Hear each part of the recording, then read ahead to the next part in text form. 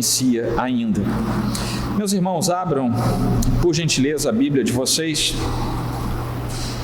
no capítulo 23 de Josué.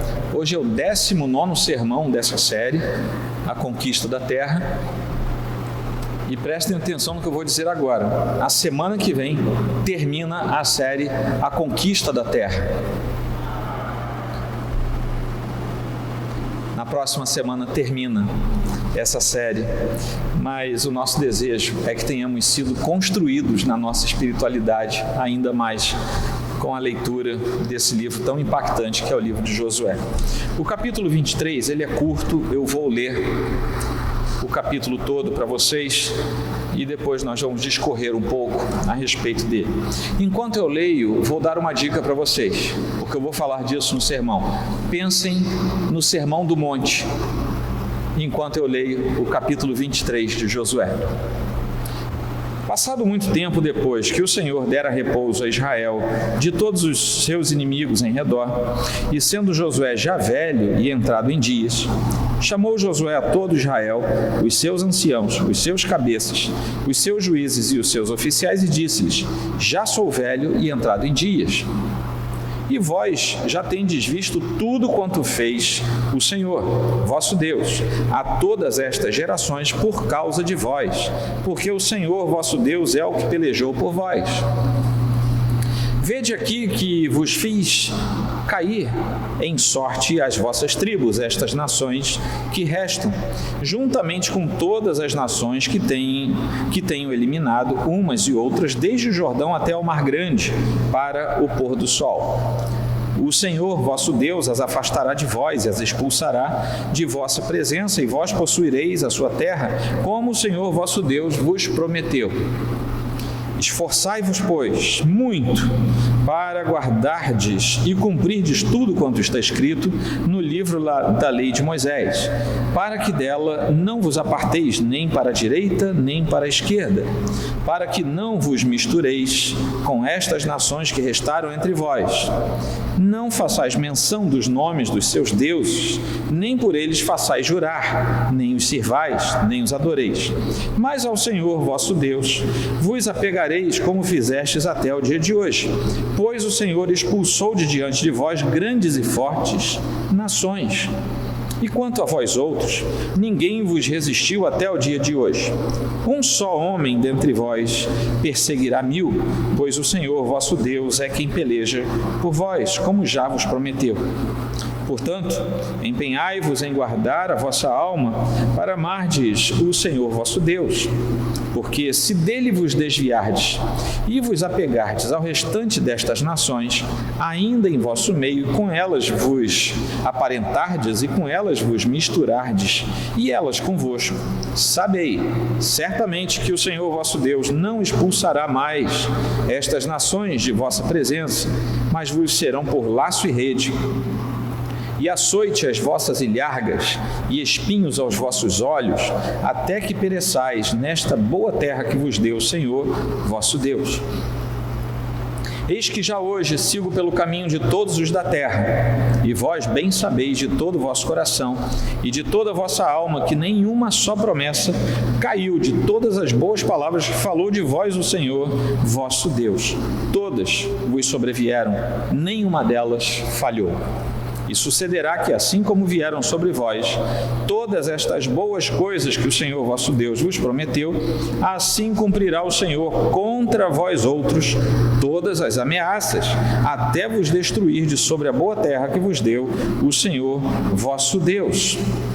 Quando violardes a aliança que o Senhor vosso Deus vos ordenou, e fordes e servirdes a outros deuses, e os adorardes, então a ira do Senhor se acenderá sobre vós, e logo perecereis na boa terra que vos deu. Palavra do Senhor para nossa edificação. Nesses dois capítulos finais de Josué, o 23 e o 24, o tom dominante é um tom de exortação. Esses dois capítulos correspondem àquela primeira parte.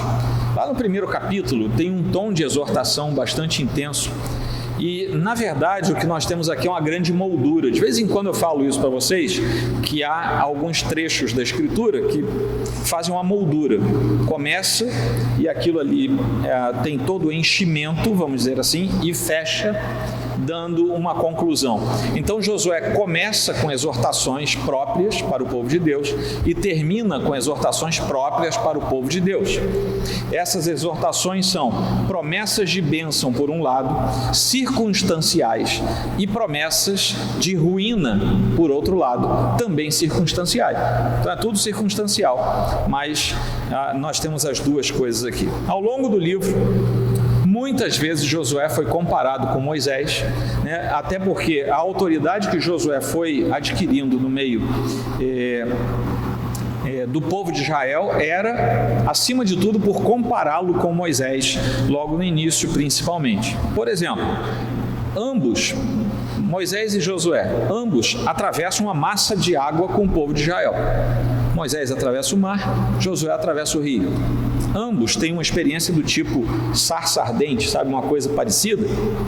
No caso de Josué, o fenômeno até difere, é claro, mas o princípio, a essência por trás é a mesma. Ambos erguem alguma coisa no momento de vitória. Moisés ergue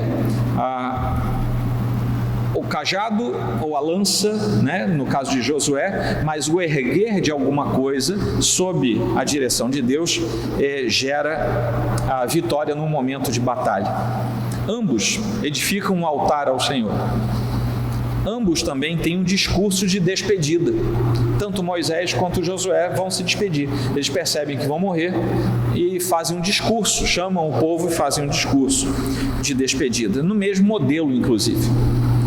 Existe muita semelhança entre esses dois capítulos, o 23 e o 24, mas a ênfase dos dois é diferente. No capítulo 23,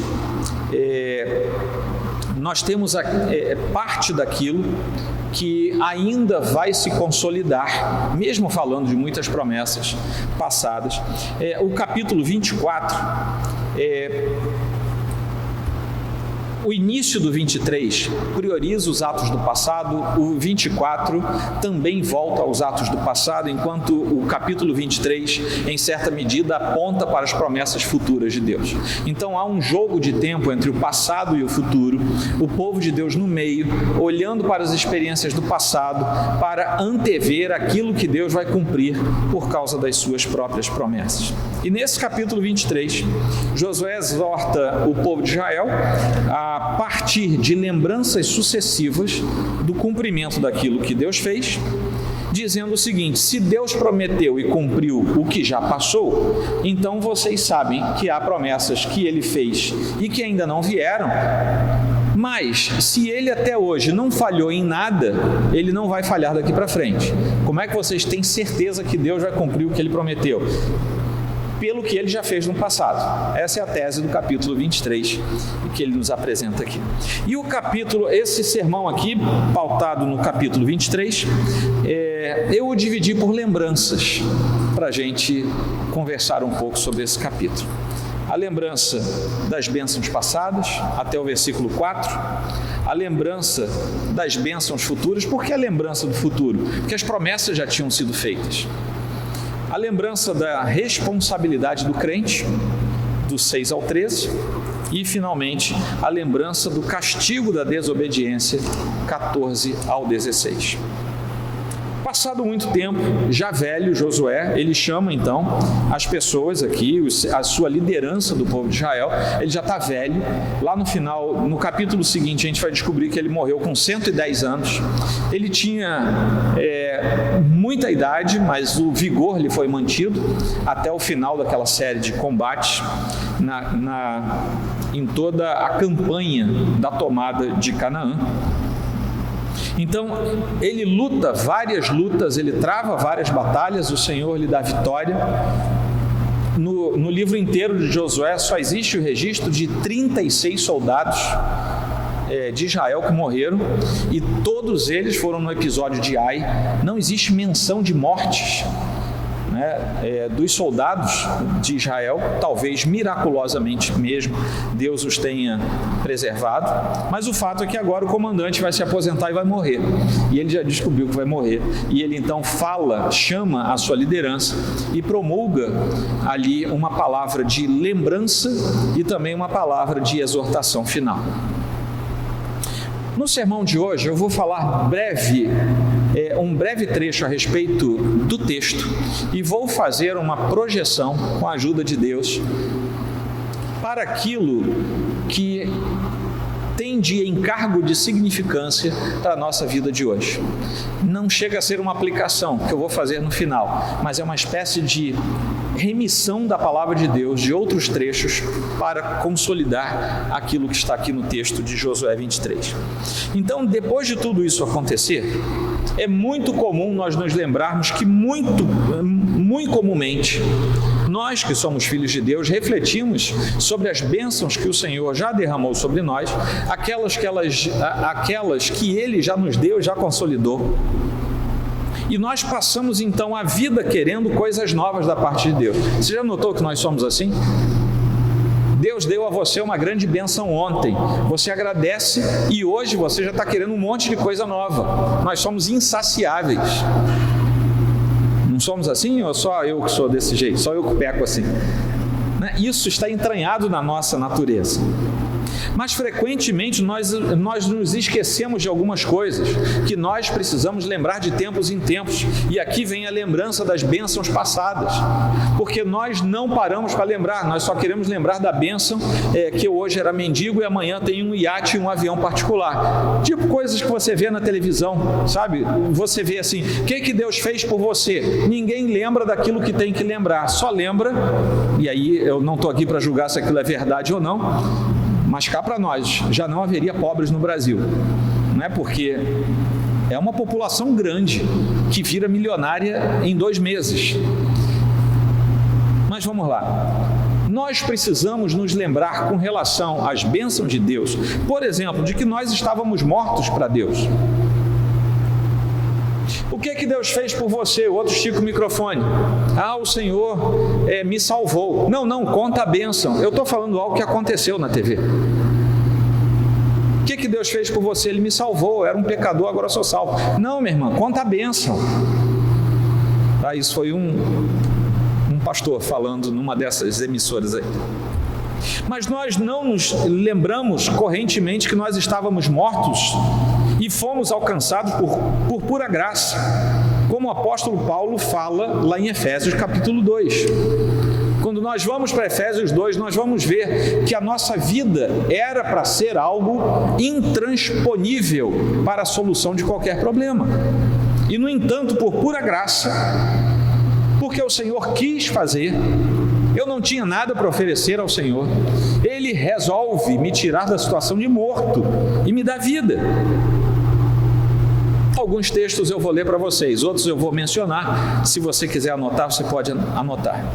Nós não paramos todo dia para dizer ao Senhor, muito obrigado, Senhor, porque eu estava indo para o inferno, agora eu não estou mais indo para o inferno. Isso é errado de nossa parte.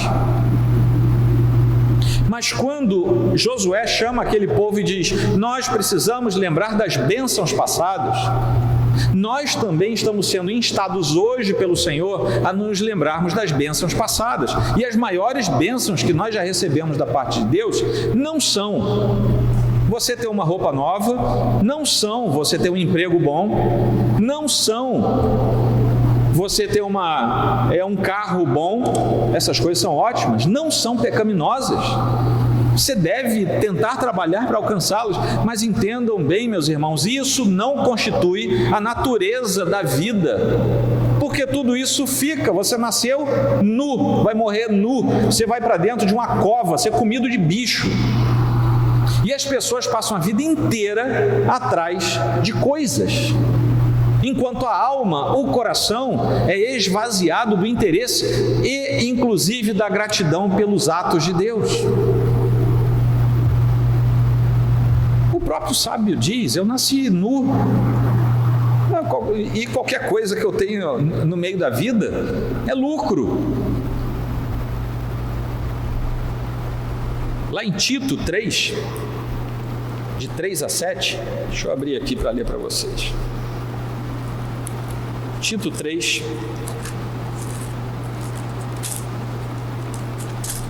de 3 a 7, olha só o que diz aqui para a gente.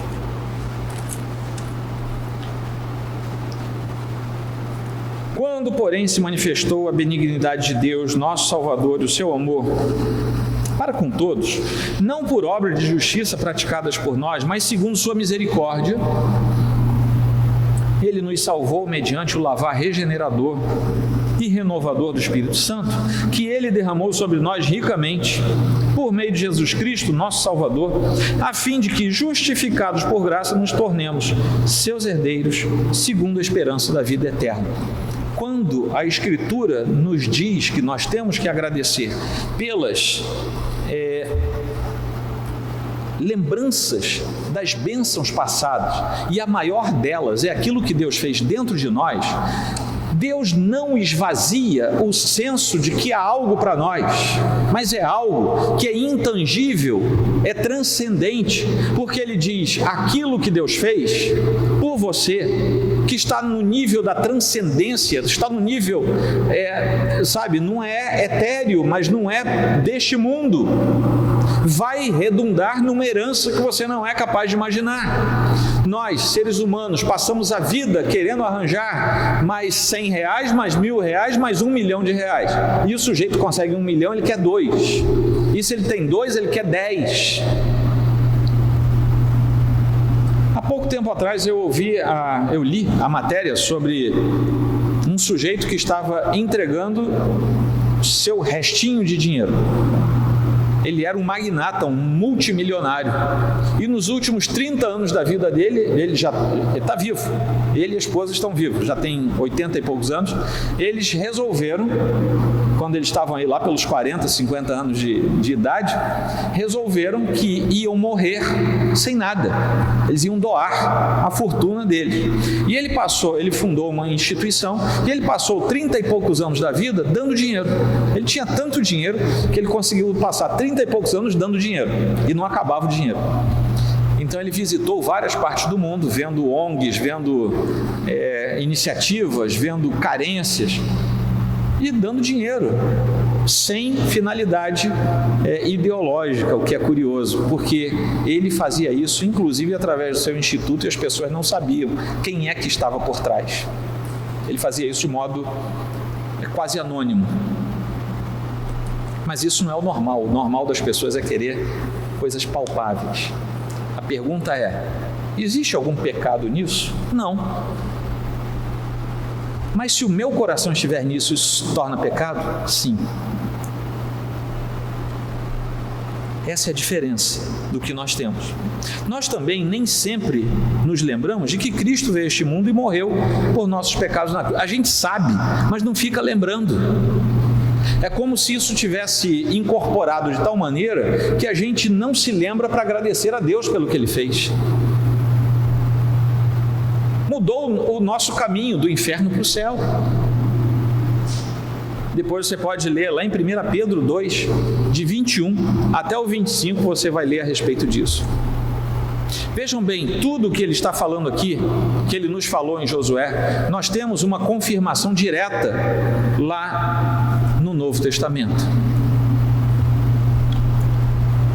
Mas o que a gente mais se esquece é das coisas simples da vida. Agora eu entrei nas coisas palpáveis, visíveis. As coisas simples da vida, que milhões de pessoas não têm e que a gente não agradece. Você já agradeceu hoje porque bebeu um copo d'água? Eu não sei quantas pessoas neste mesmo domingo morreram, estão desidratadas de modo profundo porque não tiveram um copo d'água para beber. Você vai escovar seus dentes, deixa a torneira aberta até cansar. Você precisa, para tomar aquele banho, para sair quase transparente, você precisa de 10 minutos, você leva 40. A gente não para pensar que aquilo que a gente joga fora é o que há gente padecendo até a morte. Coisas simples da vida. mas que Deus nos deu. Porque assim como falta para aqueles, podia faltar para mim ou para você. E Deus teve misericórdia de nós também nas coisas simples da vida. Você é grato porque tem roupa? Porque se você for andar no centro do Rio de Janeiro, você vai ver gente dormindo na rua, e se você passar e prestar atenção, você vai ver que muitos deles são seminus. Coisas comuns, que parecem não faltar nunca, como se a vida tivesse a obrigação de dar essas coisas para cada um de nós. Mas que pessoas morrem a toda hora porque não têm essas coisas. São coisas comuns da vida. E a gente não se lembra de agradecer a Deus. A gente agradece pelas grandes coisas, mas a gente se esquece de agradecer pelas coisas comuns da vida. E a gente vive clamando por mais, como se não tivéssemos o suficiente para a nossa vida, como se aquilo não fosse o bastante. Mas Deus tem cuidado de nós nas pequenas coisas da vida. Aquilo que Ele sabe que nós precisamos, Ele não deixa faltar. E para isso, eu chamo a atenção de vocês do Sermão do Monte, Mateus 6, versículos de 25 a 34, que diz assim: por isso vos digo, não andeis ansiosos pela vossa vida, quanto ao que haveis de comer ou beber, nem pelo vosso corpo, quanto ao que haveis de vestir. Não é a vida mais do que o alimento e o corpo mais do que as vestes? Observai as aves do céu, não semeiam, não colhem, nem ajuntam em celeiros, contudo vosso Pai Celeste as sustenta. Porventura não valeis mais? Valei vós muito mais do que as aves? Qual de vós, por ansioso que esteja, pode acrescentar um côvado ao curso da sua vida? Só para traduzir para uma língua mais moderna, qual de vocês, por mais ansiedade que tenha, consegue viver mais um pouquinho? Não tem como fazer isso. E por que andais ansiosos quanto ao vestuário? Considerai como crescem os lírios do campo, eles não trabalham, nem fiam. Eu, contudo, vos afirmo que nem Salomão, em toda a sua glória, se vestiu como qualquer deles. Ora, se Deus veste assim a erva do campo, que hoje existe e amanhã é lançada no forno, quanto mais a vós outros, homens de pequena fé? Portanto, não vos inquieteis, dizendo: que comeremos? Que beberemos? Ou com que nos vestiremos? Prestem atenção agora, porque os gentios, entenda-se aqui, os descrentes, os incrédulos, os pagãos, os impenitentes, é que procuram todas estas coisas. Se você procura ansiosamente por todas essas coisas, você tem uma forma de vida que é correlata ao dos descrentes, à vida dos descrentes e não dos crentes. É isso que o texto está dizendo. Buscai, porque os gentios é que procuram todas essas coisas, pois vosso Pai Celeste sabe que necessitais de todas elas. Buscai, pois, em primeiro lugar o seu reino e a sua justiça, e todas essas coisas vos serão acrescentadas. Por que vem essa exortação de Jesus? Porque o gentio não consegue buscar o reino de Deus, ele não sabe o que é reino de Deus, ele não conhece quem é Deus, ele não é lavado no sangue do Cordeiro, ele nunca vai buscar o reino de Deus. Só o Filho de Deus é que busca o reino de Deus. Portanto, não vos inquieteis com o dia de amanhã, pois o amanhã trará os seus cuidados, basta ao dia o seu próprio mal. Aí o Senhor encerra no Sermão do Monte esse trecho dizendo: meu filho, não fica quebrando cabeça sobre o futuro, apenas seja providente, seja previdente, seja sábio, mas é Deus quem cuida de você. Tenha você muito, tenha você pouco, é Deus quem cuida de você. A gente costuma dizer lá em casa, eu e minha esposa, o mesmo Deus que pode abrir as portas para você ter uma casa própria, é também o mesmo Deus que, caso não tenha decidido fazer assim, todo mês dá o dinheiro para você pagar o seu aluguel. É o mesmo Deus. Não fique ansioso, descanse no Senhor, é só isso. Aí vem as lembranças, a lembrança das bênçãos futuras. As bênçãos futuras estão no campo das promessas de Deus. E como é que a gente sabe que elas vão ser cumpridas? Eu já falei, porque Deus cumpriu todas as promessas até aqui, Ele vai continuar cumprindo todas elas. Nós temos hoje lutas muito atrozes contra áreas intensas na nossa caminhada. Mas Deus prometeu vitórias sucessivas para a nossa vida. promessa de Deus também nos lembra que nós não podemos andar sozinhos. Nós precisamos andar juntos, uns com os outros e na companhia do próprio Deus. E o Senhor Deus foi aquele quem nos prometeu algumas vitórias muito pontuais. Ele nos prometeu vitória, por exemplo, sobre Satanás. Para isso, nós precisamos resistir ao inimigo. O inimigo, ele foge de nós quando nós resistimos a ele. É isso que está escrito na palavra de Deus. E nós precisamos manter firme o nosso testemunho de verdadeiros filhos de Deus. Nós precisamos afastar de nós as amizades do mundo. As amizades do mundo corrompem o princípio pelo qual nós testemunhamos o nosso vigor diante de Deus. Eu fui chamado para entrar numa bolha? Não, você foi chamado, você tem uma função diante do mundo. É dizer para o mundo o que Deus quer que você diga para o mundo. Você não foi chamado para se misturar com o mundo. É diferente. É diferente você estar do mundo e não estar no mundo sem ser do mundo. Porque se você quiser estar no mundo sendo do mundo, você não é de Deus. E as promessas de Deus não funcionam. Deus não tem compromisso com quem não é seu filho. As promessas de Deus funcionam para quem tem aliança com o próprio Deus. Nós fomos chamados para vencer Satanás. Tiago 4, de 4 a 7. Se você está anotando aí, Tiago 4, de 4 a 7. Nós fomos chamados também para vencer o mundo, porque Deus nos prometeu a vitória sobre o mundo. Vencer aquele que está no mundo é vencer o próprio inimigo das nossas almas. Ele é quem domina determinados sistemas deste mundo. Ele não é dono do mundo, ele não governa o mundo, o dono de todas as coisas criadas é o próprio Deus Criador. No entanto, ele interfere nas questões espirituais, é por isso que Paulo nos adverte. A nossa luta não é contra carne ou sangue, mas é contra principados, contra dominadores, contra estruturas espirituais que nossos olhos nem veem, mas que a Bíblia diz que estão lá contra nós. O caso é que o próprio Senhor venceu o mundo. E porque Ele venceu o mundo, Ele diz, vocês vão vencer também, porque eu venci.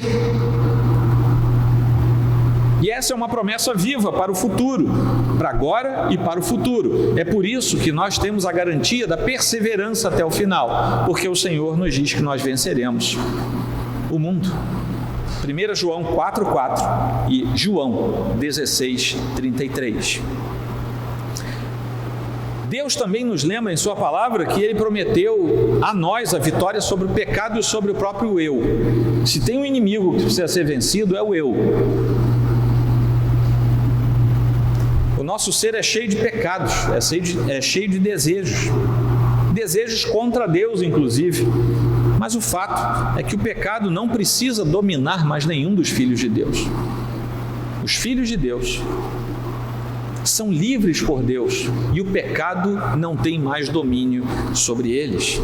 Isso por causa da obra de Cristo em cada um dos seus filhos. Romanos 6, de 12 a 14. Terceiro ponto, a lembrança da responsabilidade do crente. Todos nós somos responsáveis, mas o texto de Josué lembra isso.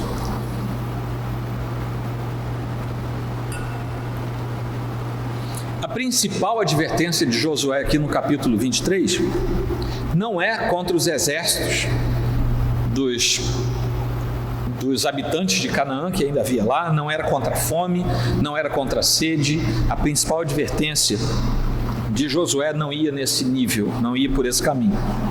Mas ele se preocupa em exortar Israel, o povo de Deus, contra a maior miséria que pode assolar o ser humano, que não é fome, não é sede, não é nudez. Porque isso pode fragilizar profundamente a vida, inclusive, de um filho de Deus. Josué adverte contra esse pecado ao mesmo tempo em que ele oferece o antídoto para esse pecado. E ele fala, por um lado, da firmeza de fé e, por outro lado, ele fala do perigo da idolatria. Da firmeza de fé, o que ele fala aqui nesse trecho, entre o 6 e o 13? É preciso guardar e cumprir a Escritura. A palavra de Deus está aqui, não é para ficar enfeitando o estante. Nós precisamos guardar e cumprir a Escritura. Ela precisa estar na nossa mente, descer para o nosso coração e fazer efeito nos nossos atos práticos. A Escritura me permite fazer isso, ou me permite fazer aquilo, ela impede que eu faça isso ou aquilo, eu tenho que seguir a Escritura.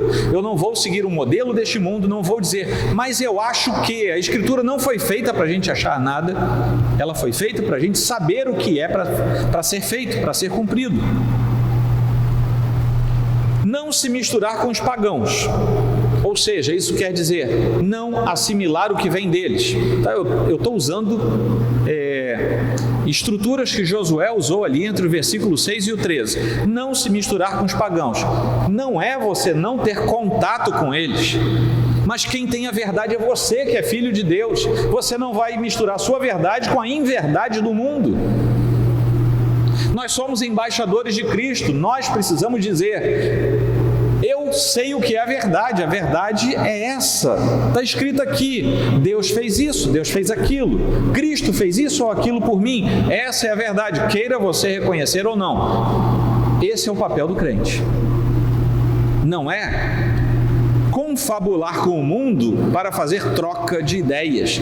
Eu assimilo um pouco, você assimila outro pouco. Isso é sincretismo. E se tem uma coisa que a Escritura não nos permite fazer, é misturar os nossos conceitos de Deus com os conceitos do mundo. Não se deixar levar por seus deuses e ídolos. O mundo está cheio de ídolos. E vou contar um segredo para vocês, prestem atenção agora. A enorme, assustadora maioria dos ídolos não é uma estátua.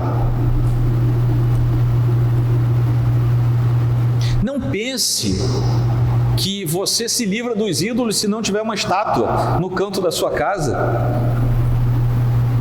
Isso pode ser um ídolo? Pode. Mas não é disso que eu estou falando. Eu estou falando do ídolo que permeia o coração e que entra no lugar de uma parte que era devida somente a Deus. Isso é um ídolo. E ele diz aqui, não se deixe levar por seus deuses ídolos. Mantenha o coração apegado ao Senhor. Ande junto com Deus, não se afaste de Deus. E finalmente, nessa firmeza de fé, ele fala para guardar a alma apenas e exclusivamente para amar o Senhor. Tá? Foi isso que Josué disse, em termos de manter a firmeza de fé. Mas ele também adverte contra a idolatria. E o cuidado tem que ser extremo. Na firmeza de fé, entre o versículo 6 e o 11. Quando chega a versículos apenas 12 e 13, ele fala sobre o extremo cuidado com a idolatria. E ele diz aqui que o Senhor deixaria o inimigo lá de Israel, lá em Canaã, como prisão para o espírito do idólatra. Essa é a tese ali. Isso é laço e rede. Eu vou deixar os inimigos em Canaã como laço e rede para a tua vida. Quer dizer o seguinte, o crente que guarda ídolos no seu coração, ele tem inimigos que o Senhor não tira de perto dele, a fim de que ele seja mantido preso até que ele reconheça diante do Senhor que ele tem sido um idólatra e que ele se livre daqueles ídolos do coração. Não estou falando agora de estátuas. As estátuas também. O problema é que nós somos crentes evangélicos e a gente não costuma ter estátuas. Então a gente acha que não tem ídolo. Pois eu estou dizendo para você, a enorme maioria, a avassaladora maioria dos crentes é idólatra. Ou você acha que tem tanto problema no meio de uma igreja local, por quê? Porque deuses e ídolos estranhos ao Senhor nosso Deus fomentam coisas no coração das pessoas. Mas Josué diz, o Senhor vai deixar o inimigo aí como prisão, só para você não se esquecer que você precisa se livrar desse ídolo. Isso é laço para o seu pé, é rede para a sua vida. Deus também, como sofrimento, está aqui o açoite, e como impedimento para ver com clareza. espinhos nos olhos. Olha bem, o crente que guarda ídolos no seu coração, isso pastor, eu não sei disso não. Quantas vezes ao longo do Antigo Testamento você vê alguma coisa que ia acontecer e o povo é conclamado a deitar fora os seus ídolos? Raquel está andando do lado do seu marido, alguma coisa estava para acontecer, vamos tirar os ídolos. O primeiro que tirou o ídolo debaixo da sela da sua montaria foi a própria Raquel, ídolos dos lares. Mas ela era do povo de Deus, era filha de Israel, filha da aliança. Você é mais santa que Raquel? É mais santo que Raquel? Dá uma inspecionada onde você está sentado e vê se você não esconde um ídolo embaixo de você. Olha para dentro do seu coração e vê se não há ídolos aí. Os exemplos da Escritura não são deixados à toa, são deixados lá para a gente saber que a gente é igual àquelas pessoas. Lá no Sermão do Monte, no capítulo 6, aqui de Mateus, versículos de 22 e 23, vejam só o que diz aqui. Jesus falando para aquela multidão, São os olhos a lâmpada do corpo. Vejam bem, Josué tinha dito que haveria impedimento para ver com clareza, e ele traz isso na metáfora de deixar espinhos nos olhos. Deve ser uma coisa desagradável se abrir o seu olho e tem um espinho, açoitando o seu globo ocular ali. Deve ser muito desagradável. Mas aqui Jesus, séculos e séculos depois de Josué, ele diz assim: são os olhos a lâmpada do corpo. Se os teus olhos forem bons, todo o teu corpo será luminoso. Se, porém, os teus olhos forem maus, todo o teu corpo estará em trevas. Portanto, caso a luz que em ti há sejam trevas, que grandes trevas serão. Deu para entender? Os nossos olhos são muito sensíveis, e talvez por isso Josué tenha usado essa nossa parte do corpo como exemplo. Você imagina espinhos, você não vai conseguir enxergar nada. E aqui, quando Jesus usa a mesma parte do corpo, ele fala das trevas. O que você enxerga nas trevas? Você não enxerga nada. Isso tudo por causa da nossa posição indevida diante de Deus, idolatria guardada no coração. O final dessa história aí, da troca do Senhor por um ídolo qualquer, é morrer num lugar que deveria ser bênção. Versículo 13, lá de Josué 23,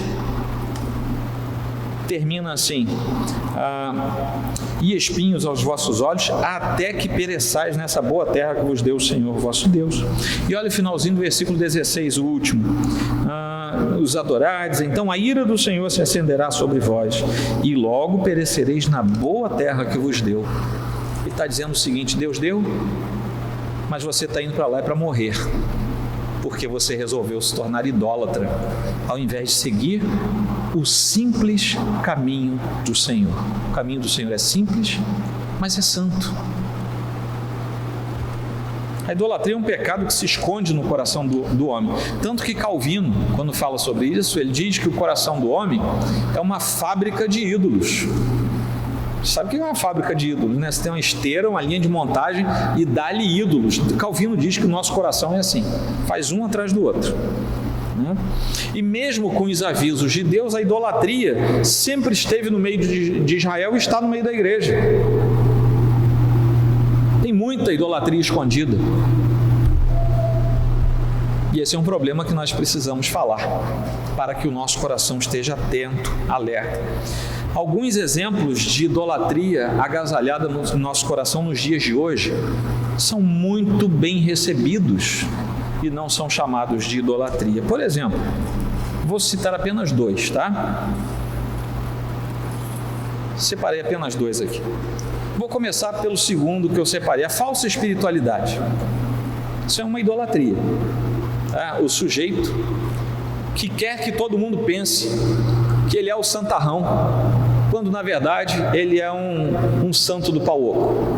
Vocês conhecem a história, né, da nossa tradição brasileira. É um santo fake, um sujeito cuja vida não vale nada diante de Deus, mas ele passa aquela imagem de santo. Se você pedir para esse sujeito orar em voz alta no meio da igreja, ele muda a voz, ele quase que incorpora Senhor, e você acha que o cara é um santo. Ele não é mais gente como nós. Ele incorpora coisas assim para todo mundo achar que ele é o santarrão. O sujeito sai da igreja, quando ele chega na esquina, que ele olha para trás, não tem um irmão atrás dele, ele vira outra coisa. Ele é como um lobisomem noite e lua cheia, sabe? Ele vira outra coisa. Ele é um crente esplêndido dentro das quatro paredes da igreja. E até ali embaixo ele também é bacana. Quando ele vai embora, ele vira outra coisa. A falsa espiritualidade é a ideia de fingir-se verdadeiro, um verdadeiro crente, enganar a igreja local. Não se engane, vão enganar a igreja local, mas a igreja santa do Senhor, a igreja universal, a igreja universal da Bíblia, tá? Não vai enganar, não tem como enganar. Ele vai passar a imagem de um verdadeiro filho de Deus, ele vai usar roupa de filho de Deus, ele vai falar como filho de Deus, ele sabe todo o crentez, ele fala que todo mundo jura de pé, as pessoas choram escutando o sujeito falar, ou a sujeita, né? Isso pode ser para um lado ou para o outro. Pessoas assim, eles têm tudo, tem cara de crente, jeito de crente, roupa de crente, fala que nem crente, anda que nem crente. Se você tiver uma câmera daquelas que já tem na China agora, que além do rosto, da identificação facial, identifica o jeito da pessoa andar, sabia que já tem isso? Se tivesse uma câmera dessa, ia enganar a câmera, ele anda que nem crente.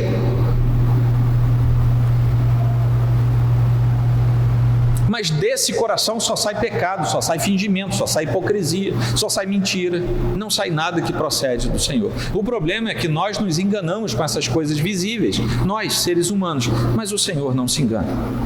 Tudo isso é hipocrisia, e o Senhor também condena isso, inclusive lá no Sermão do Monte, no versículo 24, ele diz assim: ninguém pode servir a dois senhores, porque ou há de aborrecer-se de um e amar ao outro, ou se devotará a um e desprezará o outro. Não podeis servir a Deus e às riquezas. Isso aqui é uma clara alusão ao que aconteceu com o profeta lá atrás, quando ele entra em confronto, inclusive físico, com os profetas de um Deus falso. Ora, a falsa espiritualidade é um ídolo que a pessoa agasalha e ela quer viver com aquilo para o resto da vida. A outra coisa que eu anotei aqui é o materialismo. Obviamente, se nós estamos tratando de uma questão espiritual, o materialismo deve ir no caminho contrário. Crentes podem passar a vida adulando coisas materiais. Daí que vem a ideia do materialismo. Querendo os privilégios dessa terra. Se for para trocar, ele troca as coisas de Deus pelas coisas dessa terra. Porque a visão desse crente materialista é obtusa. Para aqui, para no que vê. Ele não consegue entender que as promessas de Deus são futuras. Não consegue. Ele só entende o que os olhos dele veem. Às vezes até coisas lícitas, mas que, se desejadas com o desejo errado, se tornam ídolos e por isso se tornam ilícitas também. Jesus adverte contra fixar a mente nessas coisas. Versículos 19 a 21 diz assim: não acumuleis, Sermão do Monte, Mateus 6, não acumuleis para vós outros tesouros sobre a terra, onde a traça e a ferrugem corroem e onde ladrões escavam e roubam. Mas ajuntai para vós outros tesouros no céu, onde traça nem ferrugem corrói, e onde ladrões não escavam nem roubam, porque onde está o teu tesouro, aí estará também o teu coração. O teu tesouro está onde? Nas coisas de Deus ou nas coisas do homem? O teu coração estará lá. Deus pode te dar tesouros desta terra, embora o teu coração esteja nas coisas de Deus? Sim, e eu conheço um monte de gente que tem muito recurso, mas não tem muito recurso porque amava o recurso. Tem muito recurso porque foi abençoado, trabalhou e Deus abriu as portas. Inclusive, uma parte considerável do que nós temos aqui de obra feita vem de pessoas do reino de Deus que, tendo muito dinheiro, amam dar dinheiro para a obra de Deus, ajudam pessoas. São pessoas cujo coração, embora tenham muitos recursos, essas pessoas têm coração que não é preso aos recursos que têm. Usam os recursos para abençoar as pessoas. Então é pelo desejo que salta aos olhos que essa trindade perniciosa muitas vezes acaba com pessoas, por causa do desejo que salta aos olhos: o sexo, o poder e o dinheiro. E quanta desgraça a gente já viu, porque essa trindade maldita envolveu o coração de pessoas. E finalmente, a lembrança do castigo da desobediência, de 14 a 16. A lembrança final de Josué vem do fato de que tudo que Deus falou, ele cumpriu. E se ele cumpriu, ele vai cumprir o que ele falou que vai fazer depois também. Essa é a tese aqui de Josué. E Deus aqui, nesse finalzinho, através de Josué, ameaça com calamidade aqueles que desobedecerem a sua aliança, que romperem a sua aliança.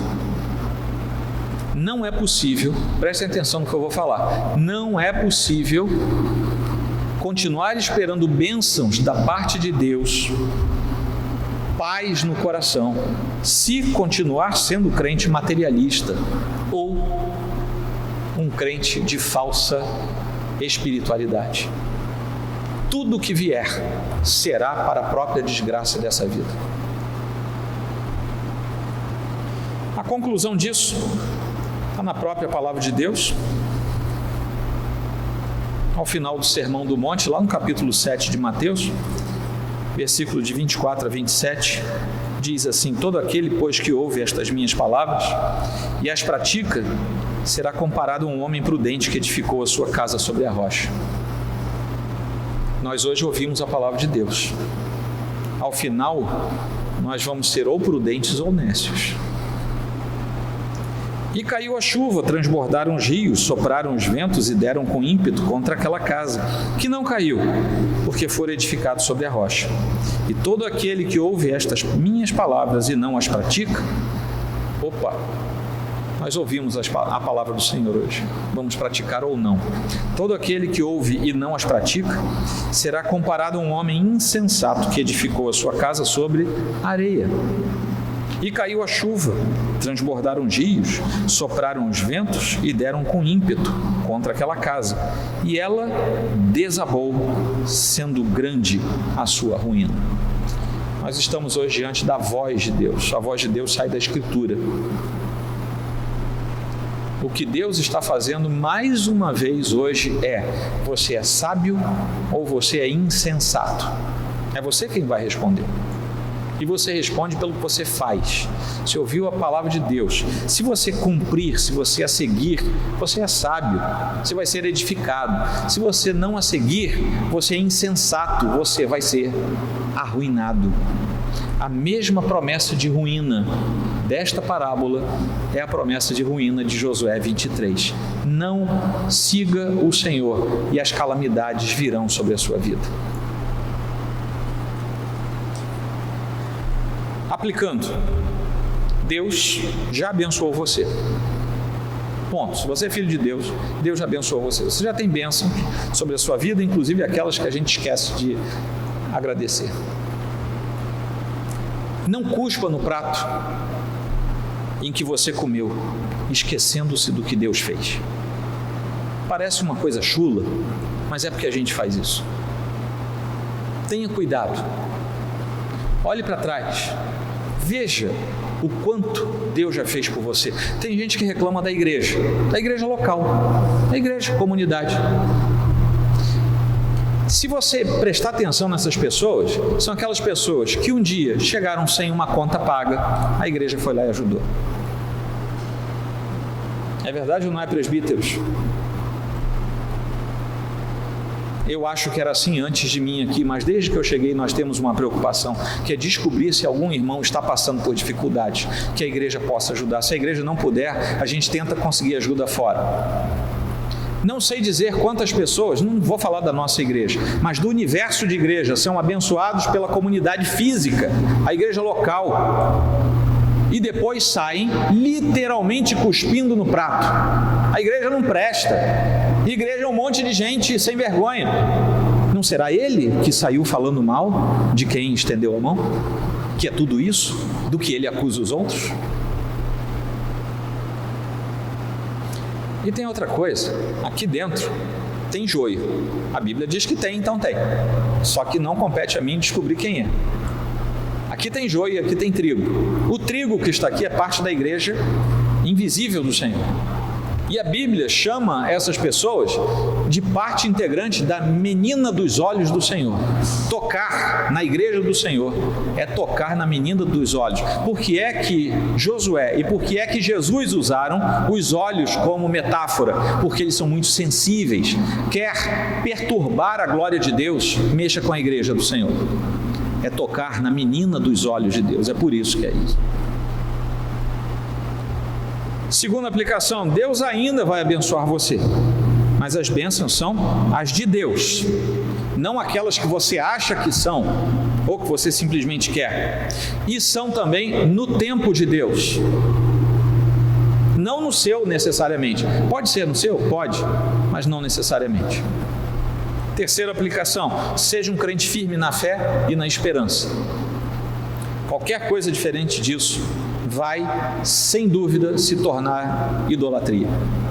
E aí você está lascado, porque isso vai jogar você no fundo do poço.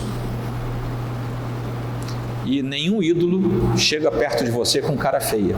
Todo ídolo chega perto de você muito bonito. Quarto e último, as exortações de Deus têm apenas uma finalidade: fazer você permanecer firme nos caminhos dele. Afastar-se disso é sofrer por uma única razão. Se você é filho de Deus, Deus ama você e Deus vai corrigir você.